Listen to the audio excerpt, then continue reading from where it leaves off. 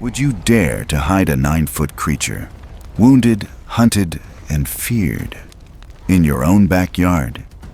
In 1986, deep in the Seven Devils Mountains of Idaho, a 15-year-old girl did just that, and it changed everything. The truth? Not all monsters are dangerous.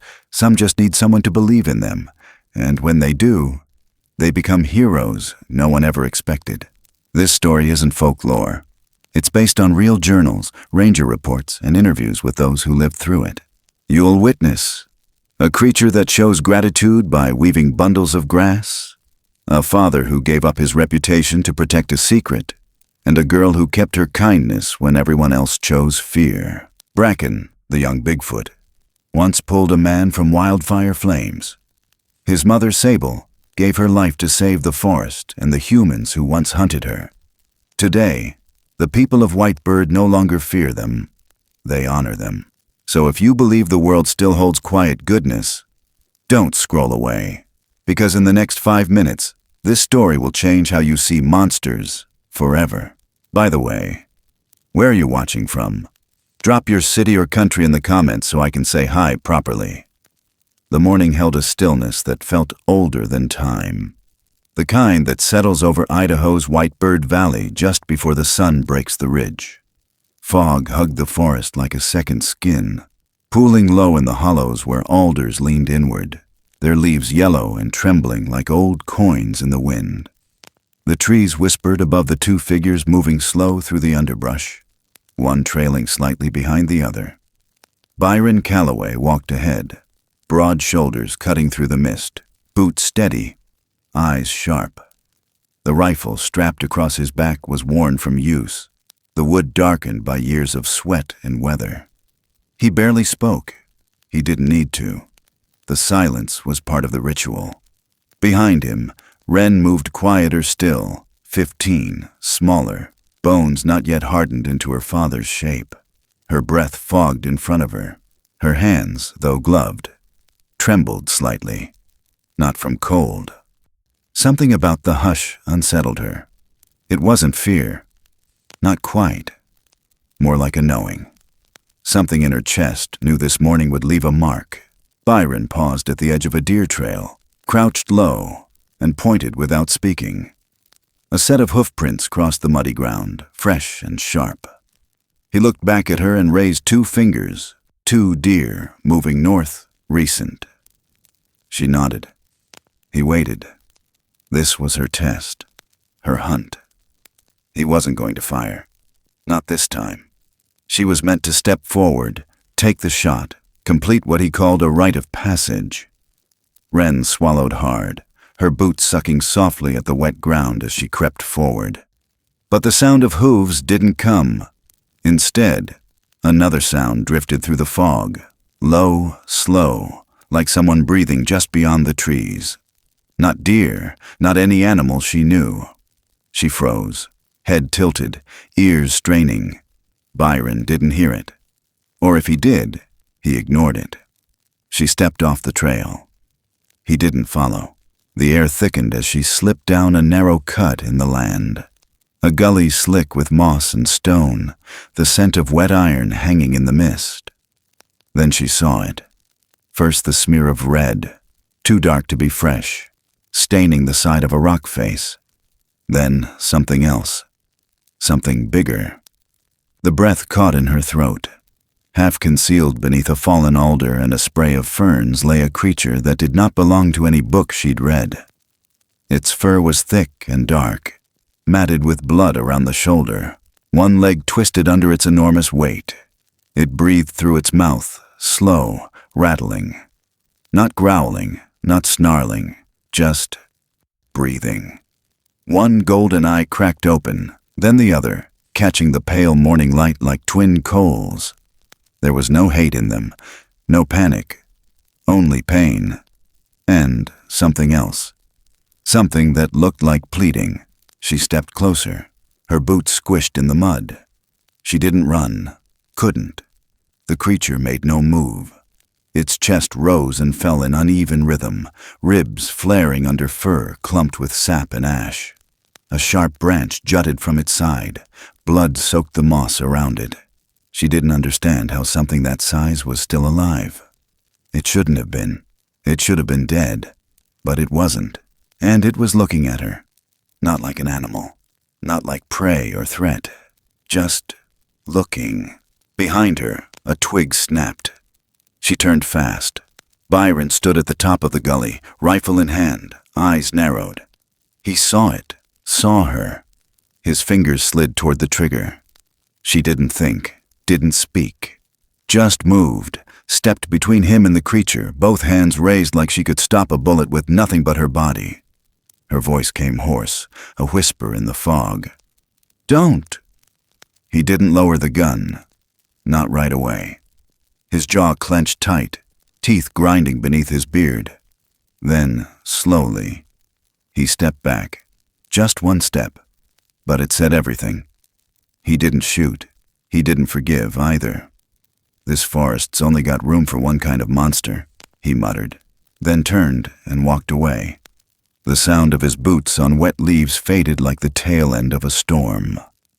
Wren stayed still until the silence returned. She turned back to the creature. It hadn't moved. Its breath rattled weaker now. Kneeling beside it, she saw its belly tremble, a strange swelling and collapsing, more rhythmic than breath. Her eyes narrowed. She reached out, hand hovering above the blood-matted fur, then pressed gently. A sudden shift. Her heart stuttered. It was pregnant. She looked at the creature's face again. Those golden eyes didn't waver.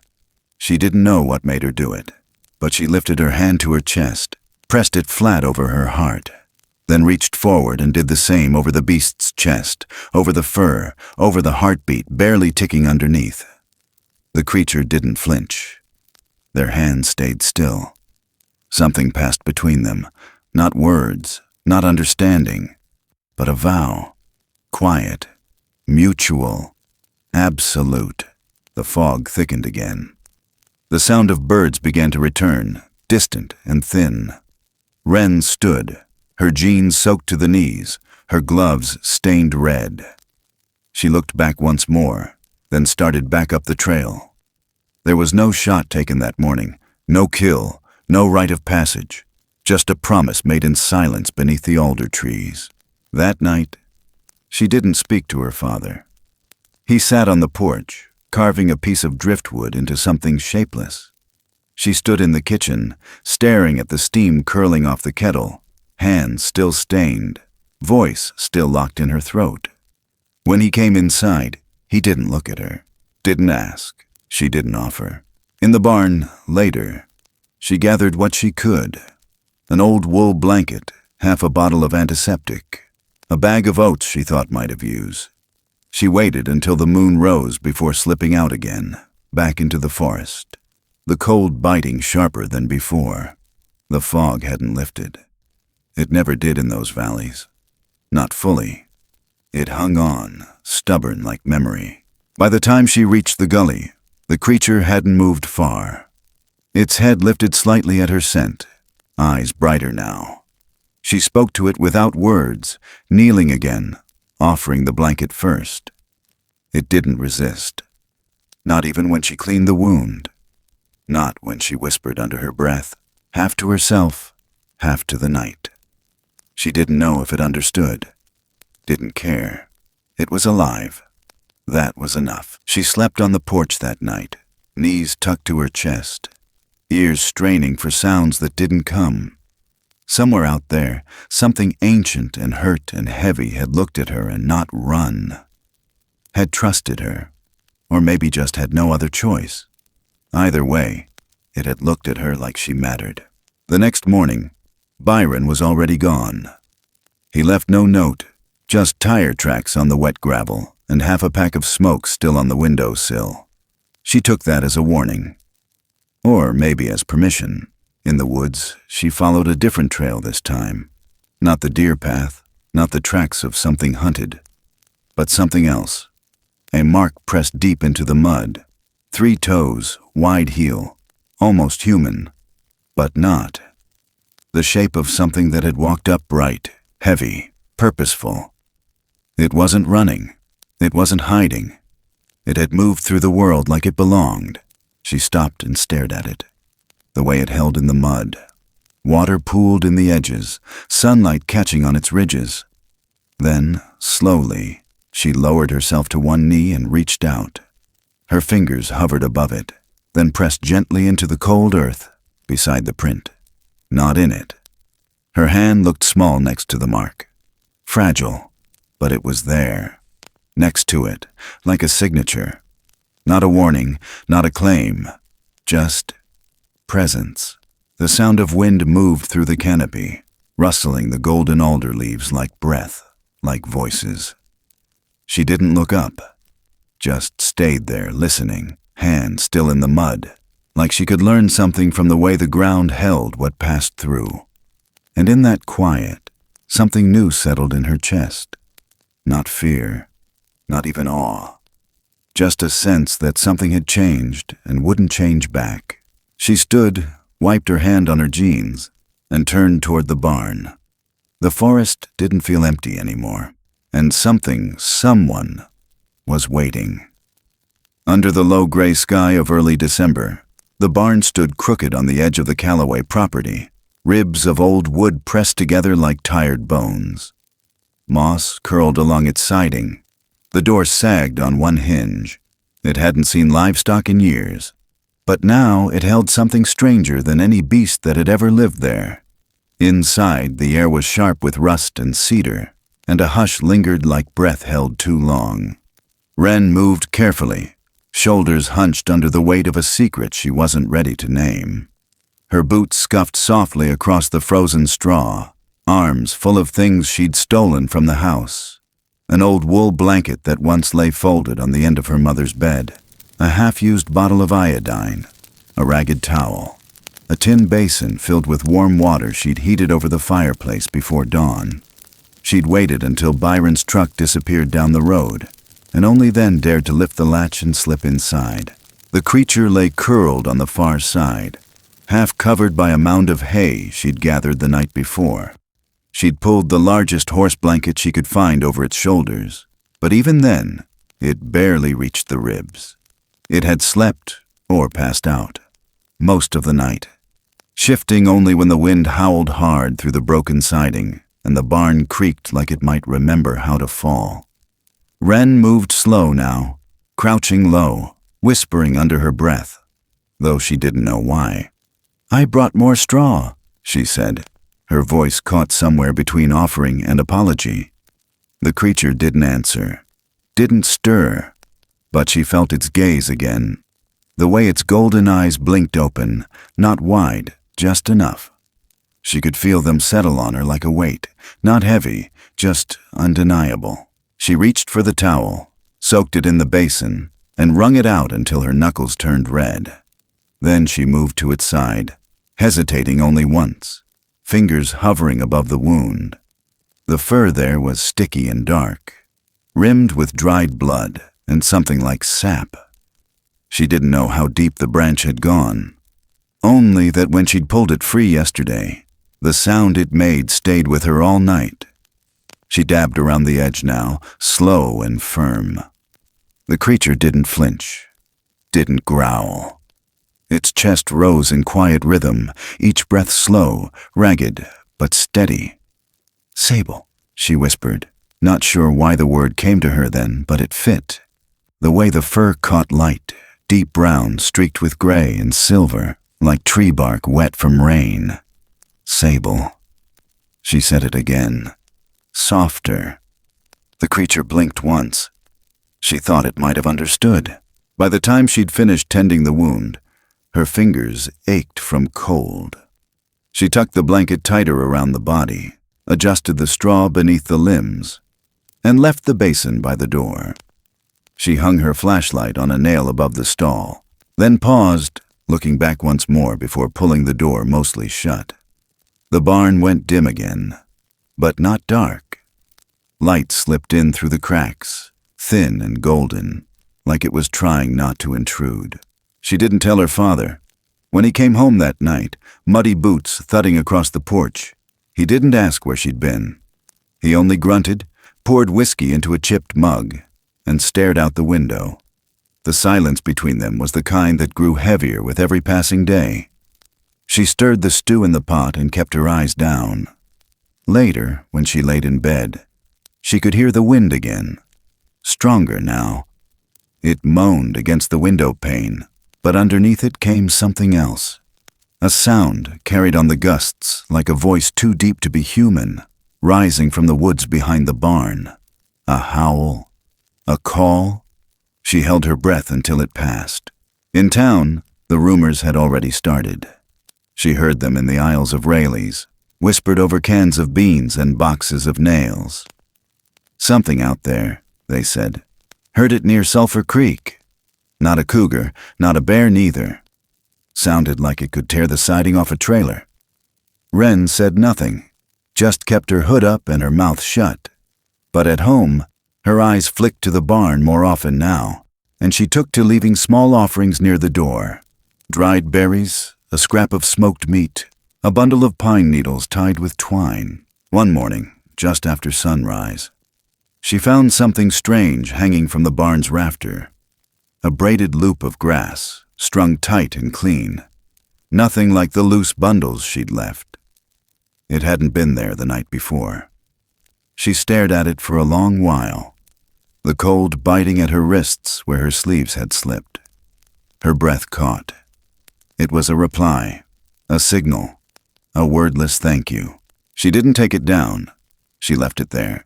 And the next day, she hung another, this one braided tighter, with a small feather tied at the base. The pattern continued, like a conversation without language. She didn't tell anyone, not even herself. But every time she stepped inside the barn and saw Sable still alive, still breathing, still watching her with those quiet, unreadable eyes, something in her felt less alone. But danger had a way of creeping close when things started to feel steady. Keaton Rudd was the kind of man who believed the woods were his by birthright. He hunted with an old Remington and a sense of entitlement thick as mud. He'd been Byron's neighbor since before Wren was born. He didn't trust silence, didn't like mystery. And lately, he'd taken to driving past the Callaway property slower than usual. Window down, eyes scanning like he was trying to catch something slipping through the trees. One evening, Wren caught sight of him through the kitchen window. His truck idled at the bend in the road, brake lights glowing red in the falling dusk. He didn't stop, but he didn't drive off quick either. That night, she double-checked the barn door, added a second latch, and pulled an old wool coat over Sable's body for extra warmth. The creature was stronger now. She could see it in the way it shifted when she entered, the way its eyes followed her even in the dim. The wound had begun to close, puckered and stiff, but clean. She'd seen animals die from far less. But Sable, she held on. A few nights later, everything shifted. The sky had dropped to the teens. Frost rimmed the windows. Wren had just slipped into bed when she heard it. Heavy steps outside. Not animal quick, human slow, deliberate. She sat upright, heart thudding. The sound came again, past the barn. Then silence. Her breath misted in the air. She pulled on her coat, grabbed the flashlight, and slipped out onto the porch. The night was dark, moonless. Her beam caught only mist and fence posts. The barn door was ajar. Her stomach sank. She ran barefoot through the cold, light bobbing. Inside, the straw was disturbed, the blanket half folded, not as she'd left it. And Sable, gone. The stall was empty, just the basin and the feather-tied braid left behind. Her chest tightened. She stood frozen, heart hollow. But before the panic could bloom full, she heard it again. Movement. Behind her. She turned fast. Just beyond the fence, in the tree line, stood the shape. Tall, familiar, fur wet from frost. And in its arms, an offering. A bundle of dry wood, stacked and bound with cord. Sable stepped forward slowly, placed the wood by the porch, then turned back toward the trees. Wren didn't speak. Couldn't. She only watched as the figure disappeared into the darkness without sound, swallowed whole by fog and pine. She lit the fireplace with that wood. It burned hot, clean, steady through the night, and by morning, another braid hung on the barn door. They were no longer just sharing shelter. They were building something else, something made of small gestures, quiet signs, and a trust that didn't need language. But trust in a town like Whitebird never stayed safe for long. Something had begun, and it would not stay hidden. Snow fell in sheets that morning, wind twisting it sideways like white flame through the trees, catching on fence wire and alder branches, clinging to the corners of windows, to the seams in old boots. Wren moved fast through it, coat flapping, boots punching into the drifts with every step. Her breath came in bursts, sharp and hot against the cold. And somewhere deep inside the barn came a sound she couldn't ignore. Not wind, not owl, not coyote. A different sound entirely, raw and thick, like a cry trapped halfway between scream and sob. She didn't hesitate. Her hands fumbled the latch, shoulders slammed the warped wood open, and what she saw in the glow of her lantern stopped her heart. Sable had collapsed onto her side, legs twitching, breath coming in hard spasms. The straw was soaked beneath her, dark and spreading, and her eyes, those steady golden eyes, were wide now, wild. Wren rushed forward, nearly slipping, and dropped to her knees beside her. The smell hit her first. Blood. Not like the wound weeks ago. This was newer, stronger, metallic and sharp like a snapped wire. And then she saw it. The movement beneath the creature's abdomen. Rhythmic, urgent, a push, then another. Her heart slammed. She didn't know what to do. She wasn't a midwife. She wasn't even a vet. But her hands moved before her brain did. She pulled her coat off, shoved hay to the side, fetched the towel and warm water she kept hidden in the back corner. Sable let out another low, broken sound, and it cut through Wren like a blade. "I'm here," she whispered, though the words were nothing but fog in the freezing air. "You're not alone." The next hour passed in flashes. Lantern light flickering on wet fur. The sound of hooves scraping the stall boards outside as the wind rattled the rafters. The pressure of Sable's hand, huge, trembling, gripping the edge of the stall as another contraction racked her. Then, finally, a shape. Small, wet, half slid into the hay. Wren reached forward, fingers numb, heart thudding. She cleared the face first, the nose, the mouth. A small gasp of air escaped the infant, then another. Alive. Her eyes stung, but before she could catch her breath, another shape followed. And this one didn't move. She reached again. Still, cold, smaller, too small. She wiped it clean, placed it gently near Sable's arm, and didn't say anything. She didn't have to. The creature let out a sound then, low, deep, more like a morning bell than a cry, and tucked her good arm around the smaller form. But it was the living one she turned toward next. The other infant, larger, slick with steam and straw, moved weakly, fingers curling. Wren wrapped it in the towel, pulled it close to the heat of her chest. "You're okay," she whispered. "You're here." The barn was quiet now, the storm screaming outside, but inside only breath and heartbeat. Sable blinked, exhausted, eyes glassy. Wren placed the bundle beside her, careful, slow, letting her take the infant back. The mother didn't resist. Her arm folded around it, drawing it to her chest with a gentleness that split Wren's heart in two. "Bracken," Wren whispered, naming him without thinking. It sounded like something old, like something that belonged. The storm worsened that night. Roof groaned. Trees leaned hard against the wind. In town, the lights flickered. At the edge of the property, headlights shone briefly through the storm, then cut. She knew that truck, knew the rhythm of its engine, Knew the shape of the man who stepped out, rifle slung across his shoulder. Keaton Rudd. He wasn't alone. Mason followed. His son, younger but just as broad, flashlight sweeping the trail. They were tracking something.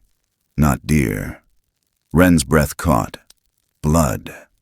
There was blood outside the barn, footprints too. She hadn't covered them, hadn't thought. She moved fast, bolted the barn door, dimmed the lantern. The inside went black, except for the orange-red flicker from the fire pit she'd built from rocks and an old horseshoe. Sable didn't move. Bracken barely stirred in her arms. Wren whispered for silence, prayed the wind would cover the rest. Then the knock, slow, measured. "Byron," Keaton's voice, muffled by snow. "You seen anything strange? We tracked something this way." Wren's legs moved before her mind did. She sprinted through the barn's back, through the narrow corridor she'd cleared months ago. Out the rear door, toward the house. She slammed the front door just as Keaton stepped onto the porch. Byron opened the door behind her in his socks, half-dressed, eyes squinting. "Jesus, Wren," he muttered. But then he saw the look on her face. She didn't say a word, just stared at him. "Please, just this once." He nodded, opened the door wider. Keaton stepped in with snow in his beard and suspicion in his eyes. "Something big, Byron. Bigger than elk. Fresh blood. It went right past the tree line near your barn." Byron scratched his jaw, reached for the coffee pot. "Wasn't us. Wren's been sick all day. Had to sit out school." He looked back at her. Fever, sweating, threw up just after dawn. Wren didn't move, didn't blink. She let the lie settle between them. Mason lingered by the door, eyes drifting toward the barn. "You sure?" he asked. "It didn't double back?" "Tracks were old," Byron said, calm like ice. "Snow's covered most of 'em now. You're chasing shadows." Keaton didn't buy it. Not completely. But he didn't press. Not that night. He let the silence stretch, then nodded, muttered something about circling back at dawn, and left. Wren stayed still until the tail lights disappeared behind the ridge. Then she turned and looked at her father. His face was unreadable, hands wrapped around a chipped coffee mug. He didn't speak. Neither did she. He just walked back to the window and stood there, watching the snow fall sideways like smoke from a dying fire. She waited until he was asleep before she slipped back out. The barn was quiet. Inside, Sable hadn't moved much, but her breathing had deepened, steadier now. Bracken curled against her chest, one hand fanned open, the other tucked beneath his chin. Wren stepped closer. Her breath caught when she saw it. The second child was gone. She looked around the stall, eyes darting. Then she saw the print, large, deliberate, a hand pressed into the wooden wall near the door. Not a threat, a mark, a farewell. Sable had buried the stillborn, or carried it. Wren didn't know. She didn't ask. She only sank to the floor, wrapped herself in the horse blanket, and sat beside the pair, listening to the wind knock against the barn boards like it was trying to remember the way in. The next morning the snow had stopped. In the light of dawn, she stepped outside and found it, on the edge of the porch, just above the steps. A handprint, made of mud and blood, pressed gently against the wood, fingers splayed. It wasn't a warning. It was a thank you. And deep inside, Wren knew the world she belonged to was shifting, one step further from what it had been, one step closer to something wild, and sacred, and fragile as breath. Spring came late that year, the way it always does in places where winter doesn't let go easy. Snowmelt carved thin veins through the gullies, alder buds swelling fat with green, though the wind still carried a bite sharp enough to make you turn your collar up. In the town of Whitebird, nothing much had changed on the surface. Same faded gas station, same church bell that rang just a hair off key. But the Calloway house was different, not in structure. That old roof still sagged on the south end, and the barn leaned worse than before. But people looked at it now like it didn't belong. like the ground beneath it had shifted and no one wanted to say it out loud. Wren noticed it first in the way folks stopped waving. Then came the paint. It showed up one morning on the outer wall, just below the kitchen window. 4 words, slashed in red that bled down the siding like fresh blood on snow. Beast Keepers. The letters were crude, shaky, maybe sprayed in the dark, but they didn't need to be neat to cut deep. Byron saw it before she did. He stood there with his arms crossed, jaw clenched so tight you could hear the pop of it when he finally spoke. "Don't touch it," he said. "Let the rain take it." But the rain didn't. Not for weeks. It stayed, staining the clapboard, a wound no one bothered to cover. Byron lost his job not long after. Something about downsizing, budget cuts. Everyone knew it was a lie. The mill didn't even pretend. He stopped shaving. Stopped talking much too. Wren found whiskey bottles tucked beneath the porch, behind the wood pile, in the glove box of the truck. He still chopped firewood, though. Still fixed the gutters and resealed the barn roof, hands moving out of habit more than purpose. They didn't talk about Sable, or Bracken, or the thing they'd done that night in the snow. It had become something unspoken, a thread stretched tight between them, vibrating but never snapping. She still walked the same trail behind the barn, still left small things at the bend in the path. Apples gone soft, handfuls of oats, torn pieces of flannel tied into knots. Nothing came for weeks. Then, one morning she saw it. A single braid of cedar bark, laid gently at the edge of the creek. The pattern was different than before. Tighter, finer, smaller hands. Her breath caught. She didn't touch it. Just knelt beside it and placed a flat stone on top to keep the wind from carrying it away.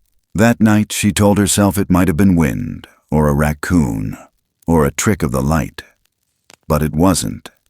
She knew that, because the next morning it was back. Another braid, longer this time, tied with what looked like a wildflower stem. No one else could have made it. Not in that way. Not with that silence.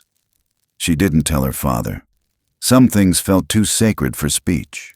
A week later she saw him. She'd gone out before dawn, the fog thick and silver, pooling in the hollows like breath. The air carried no sound, just the quiet weight of spring still caught between freeze and thaw. She turned the corner near the old fence post, the one with moss growing up its spine like a scar. And there he was. Bracken, taller now, broader, no longer the swaddled newborn in her arms. He stood maybe a head taller than her father now, though still hunched slightly at the shoulders, as if he wasn't used to his own weight yet. His eyes were wide and unfamiliar, and somehow still the same. A youthfulness lingered there, untouched by time. He didn't move, just stared, like he was trying to remember her. Wren's hand went to her chest. She pressed it over her heart, slowly, deliberate. He mirrored it. Something opened inside her chest then, something she hadn't even realized had closed. The moment didn't last. A branch snapped somewhere deeper in the woods. Bracken stepped back. She didn't follow. Just watched him vanish between the trees, the way shadows fold when clouds pass over the sun.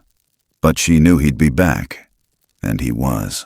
Days later, a new braid appeared on the fence. Tighter still, decorated with bird feathers and tiny bones.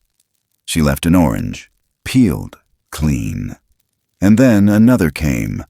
Braids, trading places like breaths between two chests. Then came the accident. Keaton Rudd had been quiet since winter. He didn't come around anymore, not directly. But his presence lingered like smoke in the trees. Guns fired deeper in the woods. Traps laid too close to trails.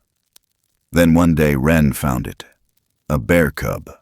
Caught in a leg trap, the teeth of it sunk into the fur like rusted jaws. It screamed when she approached. Cried like a thing with no words left. She covered its head with her coat, worked the trap loose, hands slick with blood and fear. The cub bolted the moment it was free, crashing through the underbrush without looking back. She turned and saw him. Bracken. He stood across the clearing, half shrouded in shadow, golden eyes watching her. He didn't move, didn't speak, but she knew. He had followed her. He had seen. That night, every trap along the trail was snapped in half or buried beneath stones too heavy for any man to lift. Wren didn't ask how. She just walked slower after that, letting her silence say, "Thank you." But Keaton noticed. He always did. He came by the house with Mason, under the pretense of asking about some missing goats. Byron met him on the porch, beard longer now, eyes deeper. Wren stayed inside, heart pounding. She knew something was building. She could feel it in the way Mason watched the woods, like he was hunting something he didn't understand. 2 days later, it happened. Wren had gone out early, following a trail of broken pine cones and fresh prints, the kind that didn't belong to elk or bear. She stopped at the old logging road when she heard it. Voices, then the crack of a rifle. She ran. By the time she reached the clearing, Bracken was already there. So was Mason. The rifle hung in Mason's hands, his knuckles white, his face pale. He'd fired. The snow was disturbed, leaves ripped from their branches. Wren didn't stop to ask. She just ran toward Bracken, who stood tall, between her and the gun, one hand outstretched, not toward the weapon, but toward her. His body blocked the shot, and Mason, hands trembling, looked like he was about to raise the rifle again. She shouted. Not words, just sound, raw, fear and fury and something deeper. Mason flinched. Bracken didn't. He looked at her, then at Mason, then stepped back, slowly, into the trees. Gone. The rifle lowered. No one said anything. Mason dropped it, walked away without a word. Wren stood there, alone now, heart thudding. She pressed her hand to her chest. Bracken was already gone, but the air still felt full of him. That night, back at the house, she braided a strip of her flannel shirt, tied it with a lock of her own hair, and left it at the base of the fence. In the morning, a new one was there beside it, not like the others. This one was thicker, woven with bark and sinew, bound at the end with a tiny carved stone. It looked like a heart, and though she didn't know what came next, she knew this. He remembered, and so did she. And far out beyond the reach of fences and paint and old names spoken in hate, the Hollow remembered too. Under the weight of late July heat, the forest changed. The trees stood still like they were holding their breath, and every movement felt heavy, as if the earth itself had sunk deeper into its own roots. Wren moved slow now, not from age but from memory. The kind that sits behind the ribs and doesn't go anywhere even when you're smiling. She was 26, her hair longer, darker, eyes sharper, not just from age but from years of watching without saying. The Calloway house was quieter now. The barn had collapsed the year before in a thunderstorm that split the ridge, and Byron didn't drink as much anymore, though he still spoke less than most. Wren spent more time in the woods than in town. No one questioned it. Some girls married, some left. Wren stayed. That night, just after the sun fell behind the mountain and the last of the light slipped through the alder, she heard it. Not loud, not sharp. Just a soft rustle, like someone stepping just wrong on dry moss. Her hand went still above the dishwater. She turned toward the window. The glass reflected her face back first, but behind it, just past the fence line where the fog liked to gather, there was movement. She stepped onto the porch barefoot, the boards warm from the day, the air holding that deep hush just before crickets start. She didn't have to look long. He was there. Bracken had changed. He stood nearly 9 feet tall now, broad across the shoulders, his fur darker, streaked with gray along the arms and chest. But it was the way he stood that stopped her breath. Not hunched like before, not tentative. He stood with weight, with knowledge, with presence. His eyes found hers across the clearing. Still amber. Still steady. In his hands, something hung. A braid of bark and moss, thick and fresh. He walked forward 2 slow steps, then raised it up and placed it gently over the post at the gate. Then he looked at her again. Wren stepped forward. Her hand moved to her chest. He mirrored it. No one spoke. No one moved. But something passed between them again, older now, fuller, like the vow they'd once shared had grown into something more.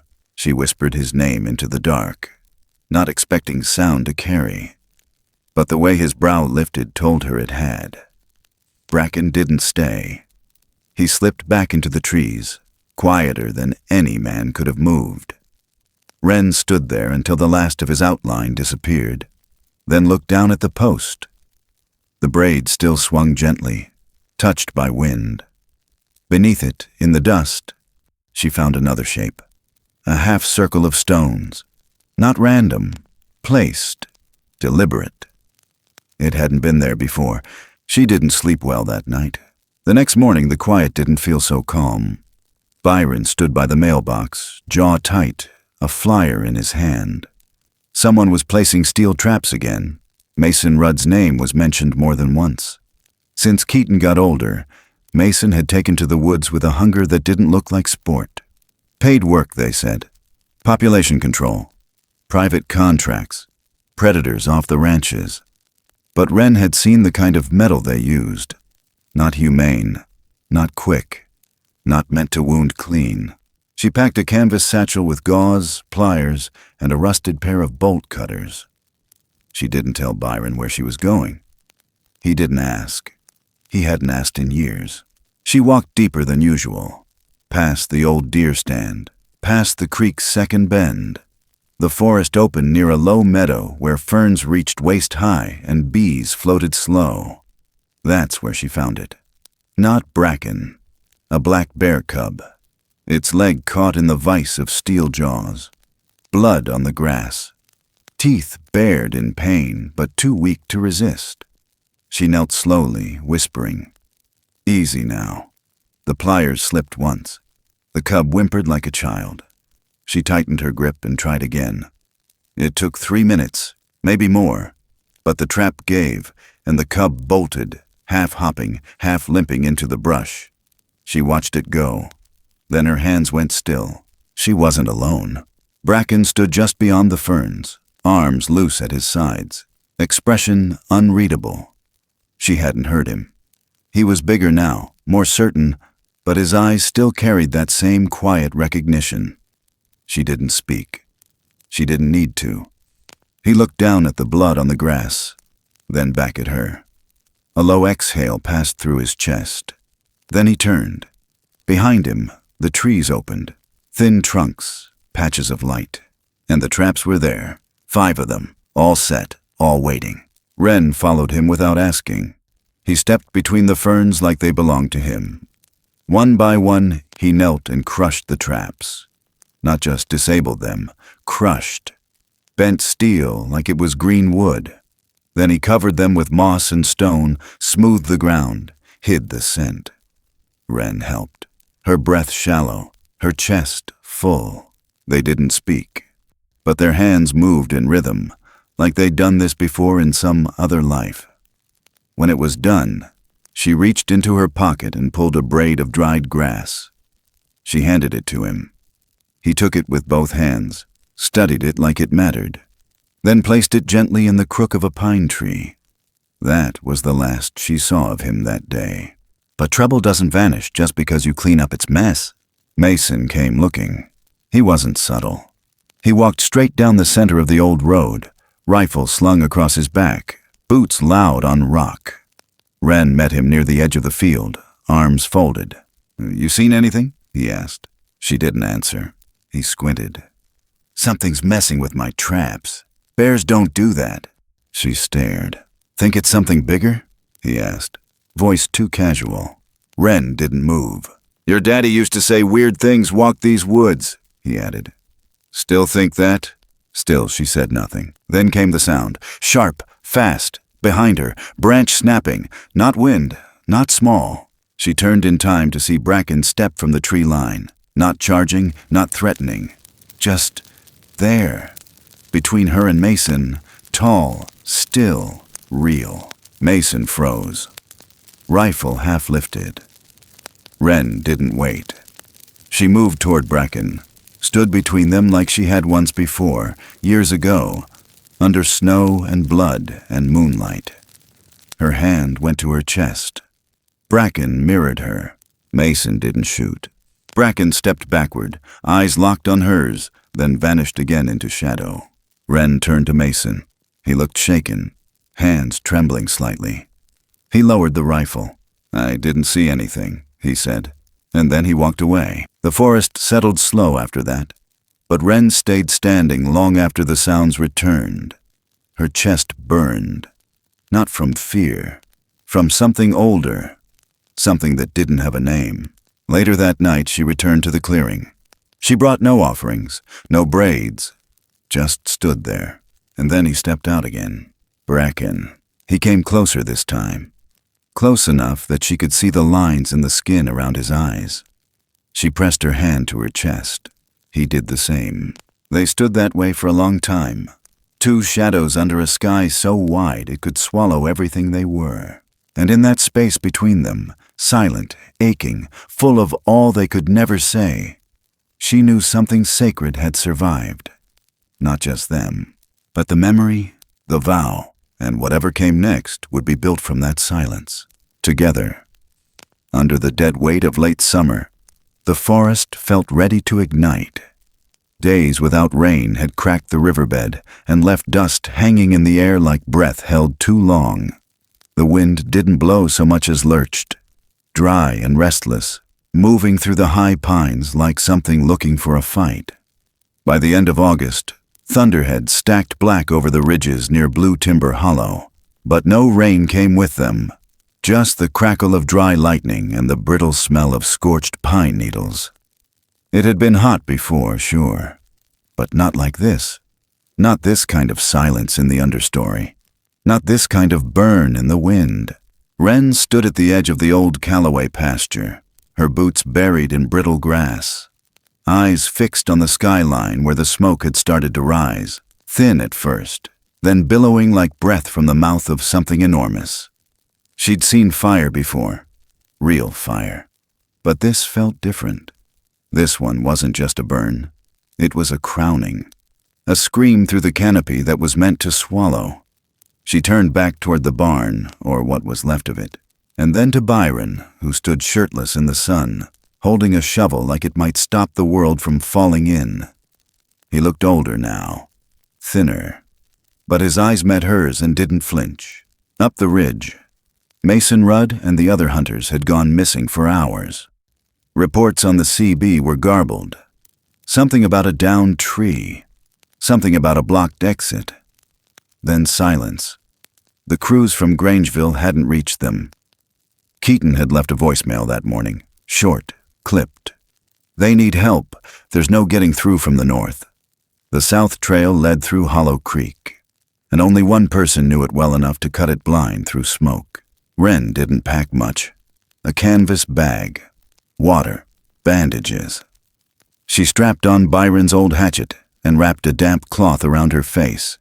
She didn't say where she was going, just took the south trail and vanished into the underbrush, where the air tasted like ash, and the sun turned the leaves the color of old brass. Halfway up the ridge, the fire came into view, no longer distant.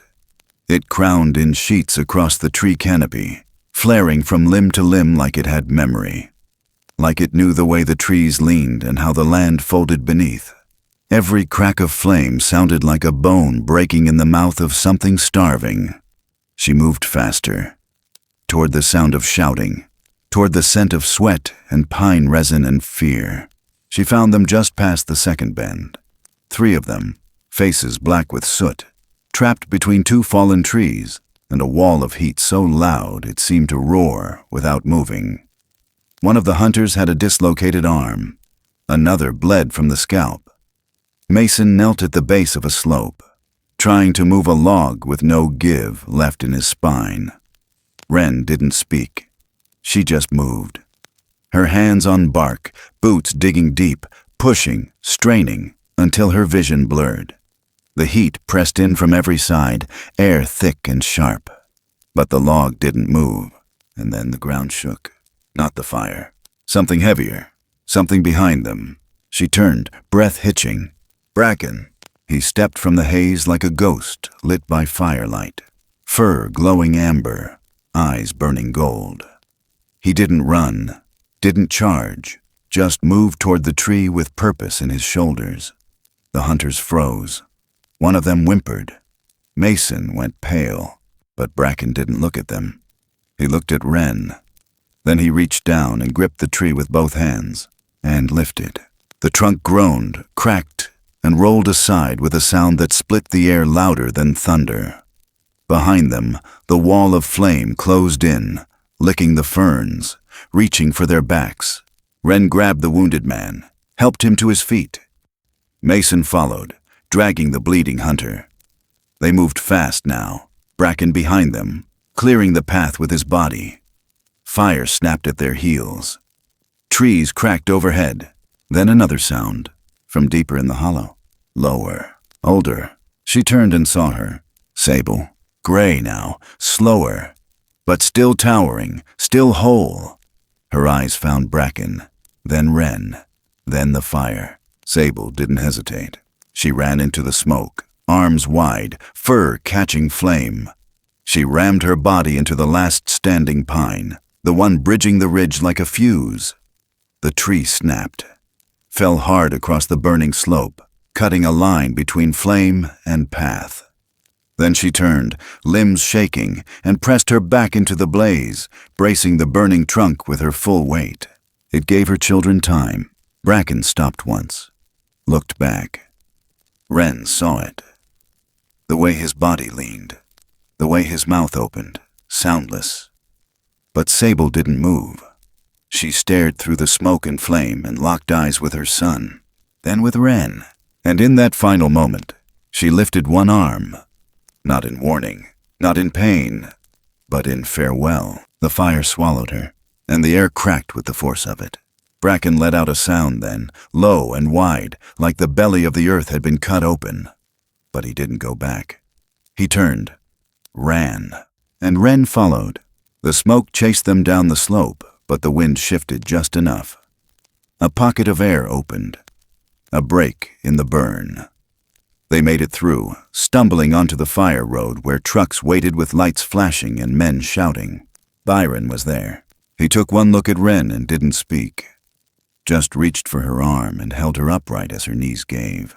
Keaton arrived minutes later. Soot streaked his face. His eyes were red, not from the fire. He knelt beside Mason, checked his pulse, then looked past the others. To the trees. "Someone saved them," one of the crew muttered. "Lifted that whole tree." No one answered. Wren said nothing, but Bracken stood just beyond the light, hidden, watching. Keaton turned slowly. His knees creaked as he stood. He looked into the dark. His voice cracked. "I saw it," he whispered. "It wasn't a bear." Someone laughed nervously. "What then?" But Keaton didn't respond.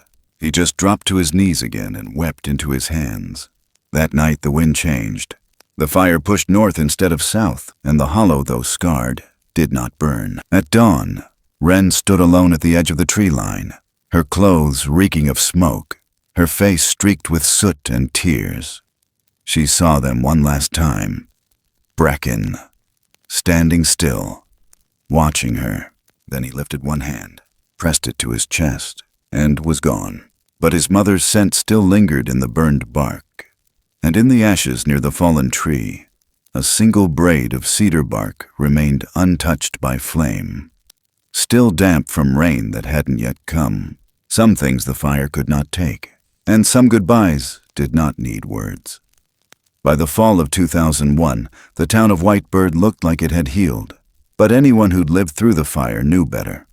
The trees had begun to sprout again across the hills of Blue Timber Hollow, bright green tips poking from scorched earth like cautious fingers. but the quiet that followed had teeth. Wren had walked those trails alone every week since that night, past the blackened trees, past the old growth that had fallen in ash, listening for the sounds that once filled the hollow. Shuffling paws, soft grunts, the rhythmic creak of limbs brushing under heavy weight. Now, all she heard was the wind and the way her own boots cut through dry fern and cinder. They said it was a miracle the fire didn't take the south slope, but Wren knew better. It wasn't wind that saved them. It wasn't timing or luck. It was her, Sable. And that knowledge stayed curled inside her like an ember, glowing but quiet, too hot to touch and too sacred to offer. When the notice came from the county, Wren sat on the porch and read it 3 times. The logging company wanted to cut through the hollow, said the dead trees were a hazard, said the underbrush needed thinning, said the place would regenerate faster under a controlled plan. But she'd seen what regeneration looked like. Real regeneration, slow and patient, not chewed down to stumps by machines in orange vests. The hearing would be held at Whitebird Hall. 1 week. Byron folded the letter, then sat back without a word. She watched the side of his face, how the lines around his eyes had deepened in the last few years, how his hands didn't shake when he held the paper like they did when he tried to drink coffee. He hadn't spoken much since the fire, but he hadn't tried to stop her either. He knew the hollow mattered. He'd seen it too. He'd stood in its silence. He'd watched the impossible move past him like a dream with weight. Wren didn't write a speech. She gathered maps, photos, a soil study from the state biologist who'd visited 6 months ago. She printed charts that showed regrowth patterns, fire recovery curves, species migration. But in the end, what she carried with her to Whitebird Hall was a different kind of proof. That morning the sky hung low, gray with the weight of early October. The town had gathered early. Ranchers in dusted denim, council members in pressed flannel, a few reporters from Grangeville leaning against the door frame, notepads in hand. The building smelled like old pine and varnish. The floor creaked every time someone shifted their boots. Wren sat in the 3rd row until her name was called. Then she stood and walked to the center of the room. She didn't raise her voice, didn't rehearse, just opened the folder and placed the maps on the table. She showed them the way the fire had moved, where it stopped, how the regrowth had followed old migration paths. She showed them the pine saplings bending through last season's ash. She spoke of black bears seen again in the low ravines, of elk returning to the upper fields. She told them the hollow was healing, not because it was untouched, but because it had been honored. And when she finished, no one clapped. They just sat, watching. Then someone else stood. Keaton. He moved slower now. A cane gripped in his left hand, his voice gravel, but steady. He didn't look at her when he spoke. He looked at the room, at the men and women he'd hunted with, drank with, voted with. I was there, he said. That night. The fire came in fast, hotter than any I'd seen, and it should have taken us, every one of us, but it didn't. Something held it back. He paused. The room shifted, a cough, a creak. I won't stand here and tell you what it was. I don't have a name for it, but I saw it. Not once, twice. I saw it with my own eyes. He looked up, not at Wren, not at the council, at Mason, who stood near the back wall, arms crossed. It saved my son. Silence again. Then someone cleared their throat. A councilman asked for documentation. Keaton said there wasn't any, just memory, just witness, just the kind of truth that lives longer than paper. Wren felt her pulse slow, not with relief, not yet. She waited. Then Byron stood. He didn't walk to the front, just lifted a small black notebook from his coat and handed it to the woman at the council table. My patrol logs, he said. From 79 through 93, I marked every migration trail I came across. Some of those lines run straight through that hollow. They've been used longer than I've been alive, longer than anyone in this room. He sat down again, said nothing more. The board deliberated for an hour, behind closed doors. Outside, the sky began to break open. Just a little. The sun touched the edges of the alder. Wren sat on the porch rail, legs swinging. Byron lit a cigarette. Didn't smoke it. Just let it burn. Mason came out next. He looked at her for a long time, then nodded once and kept walking. When they called everyone back in, the vote was done. The hollow would stand. No logging, no thinning, protected as a natural regeneration zone. Wren didn't smile. Not at first. She just closed her folder and stood. The room emptied slow, like the people inside weren't sure what they'd just seen. As the crowd thinned, Keaton stepped forward. His cane tapped once on the floorboard, then stopped. He reached for Byron's hand, gripped it. Neither man said a word, but the silence was different this time. Not heavy, not bitter. Something had been returned. Not all of it, but enough. Outside, the air smelled like pine again. And in the stillness just beyond the parking lot, where the trees gathered thick again, Wren thought she saw a shape, just for a moment. Tall, still, watching. She didn't chase it. She just raised her hand, pressed it to her chest, and turned home. Spring came slow that year, like it was uncertain it still belonged. The thaw lingered under alder roots and in the seams of rotted fence posts. Wren moved quieter now, her steps softer through the woods, though the trails she once cleared had all but disappeared into ferns and underbrush. The house had begun to sag in new places. Moss climbed higher on the porch rails. She didn't mind. Time had a way of softening edges, and she no longer needed things to look new to know they mattered. She was 36 now. Her hands trembled sometimes in the morning. Her lungs carried the burn of that last fire, scarring that didn't show on the outside but took up space all the same. Byron had grown quieter too, and the days passed between them with less talk and more knowing glances. A rhythm that felt earned. That March, Iris McKenna arrived with a backpack too heavy for her shoulders and eyes too wide for someone who'd studied ecosystems only through books. She'd written letters for months, detailed, curious, respectful. Said she was working toward her doctorate in ecological memory and wanted to study the hollow firsthand. Wren had read them all, let them sit in a drawer, then wrote back only once. Spring's best. Pack light. When the girl stepped off the bus in Grangeville, her boots were too clean and her voice too bright. But something about her didn't flinch when the air got colder near the trailhead. Wren met her with a nod and a thermos of weak coffee. They didn't speak much on the hike in. Iris asked a few questions. Wren answered some. But mostly it was the sound of birds returning, of meltwater beneath the moss, of branches snapping back into life. The hollow looked different now. Not untouched, not wild in the same way. It had grown inward, older, deeper. The trees knew something, and Wren had learned not to interrupt them unless it mattered. She gave Iris the small guest room and 3 days to walk the perimeter alone. Said if she wanted to understand this place, she had to hear what it wasn't saying. Iris returned every evening with soil samples, drawings, quiet questions. On the 4th morning, Wren called her to the porch and handed over a black leather-bound journal, worn soft from use. Iris opened it slowly. Inside, the pages were filled with handwritten notes, observations, sketches, temperature fluctuations, nesting sites, migratory patterns. But not just that. There were moments tucked between the margins, descriptions of shapes seen through fog, symbols made of grass, a child's footprints beside something too large to name. Iris looked up, eyes wet. Wren didn't offer explanation.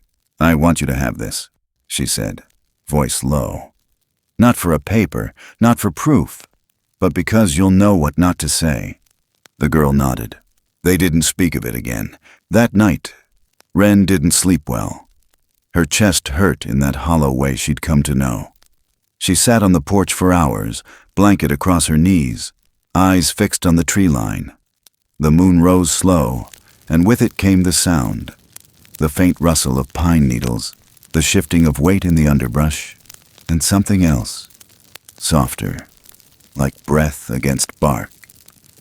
But no shape appeared, only silence. The next morning, Iris stepped out into the cool air and stopped. On the fence rail, woven tight and damp with dew, hung a braid of cedar bark, not cut, not man-made, still fresh, still green. Iris stepped closer. No boot prints, no broken twigs. Just the braid and the faint scent of lichen and smoke. She turned back toward the house. Wren was already waiting at the screen door. Neither spoke. Later that day, Wren asked her to walk the ridge one last time. They took the old trail that wound above the hollow, where the land curved into itself and the canopy opened just enough to see the valley spread below. Wren moved slower now. Her breath came thinner, but her hand was steady when she pointed. "Used to be a cabin out there," she said. "Before the floods, before most of what we remember ever happened." Iris looked out over the trees. The wind carried something ancient through the leaves. "And what's left?" she asked. Wren smiled, tired but whole. "Memory, and the promise you won't try to own it." That night Iris lit a fire alone for the first time. Wren stayed in bed, her breath shallow, her hands curled in sleep. At sunrise, the air was different. Still, but not empty. Iris stepped outside and felt it before she saw anything. On the far hill, where the tree line dipped and the mist curled like ribbon, a shape stood tall, broad across the shoulders, long-armed, backlit by morning light. He didn't move, just watched. Then, slowly, Bracken lifted one hand, pressed it to his chest, and bowed his head. Iris didn't wave. She just pressed her palm to her chest in return. Then he turned and vanished into the fog. Later that week, after Wren's chest seized and her voice fell silent for good, they buried her behind the barn, beside the old black walnut tree. Byron didn't say much, just hammered a plain cross into the dirt and left a small stone at the base. Iris stood a long time beside it, holding the journal to her chest. A month passed, then 2, and one morning, Keaton returned to the hollow alone, his gait slower, one hand dragging slightly as he walked. He reached the trailhead where the wind always gathered, and with no ceremony, no audience, he placed a hand-carved signpost into the earth. 4 words burned into the grain. "Walk gentle, in memory of Wren Calloway." Then he walked back down the trail, never looking behind him. Iris kept the journal. She wrote her own entries now, quiet ones, not for publishing, not for credit. She kept the fence mended, planted milkweed for the monarchs, sat on the porch some evenings with coffee and silence, and every now and then, just before dawn, she'd find a new braid on the railing, damp, woven tight, decorated with moss and one perfect stone. She never showed them to anyone. Some things aren't proof. They're promises, and promises, if held with kindness, don't need to be seen to be real.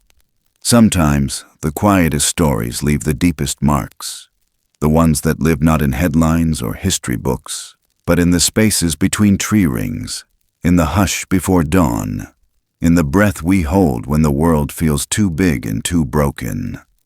Stories that don't ask to be believed, only to be remembered with kindness.